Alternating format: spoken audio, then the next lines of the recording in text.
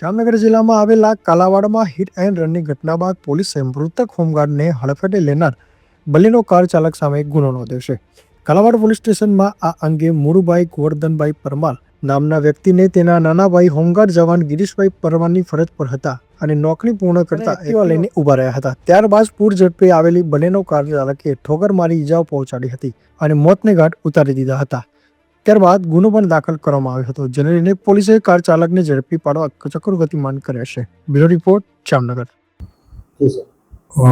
જામનગર જિલ્લાના Kalavad town police સ્ટેશનમાં ગત રોજ એક ગુનો દાખલ કરવામાં આવે. એમાં ફરિયાદી શ્રી ખુરુભાઈ ગોવર્ધનભાઈ પરમાર નાઓએ ફરિયાદ આપેલ છે કે તેમના નાના ભાઈ હોમગાર્ડ ગિરીશભાઈ ગોવર્ધનભાઈ પરમાર નાઓ હોમગાર્ડની નોકરી પૂર્ણ કરી કાલાવાડ ખાતે આવેલ ITI ચોકડી ઉપર એક્ટિવા લઈને ઊભા હતા. તે દરમિયાનમાં એક બલેનો 4 વ્હીલ ગાડી GJ10DR 4846ના ચાલકે પૂર ઝડપે ચલાવી અને તેમના ભાઈને એક્સિડન્ટ કરી અને એનું મૃત્યુ નિપજાયેલ હોય. આ ડ્રાઈવર દ્વારા હકીકત જોતા પોતે જાણતો હોવા છતાં આટલી પૂર ઝડપે ચલાવવાથી માણસનું મૃત્યુ થઈ શકે તેમ છતાં તેને તેવી રીતે ચલાવી અને આ હોમગાર્ડનું મૃત્યુ કરેલ હોય.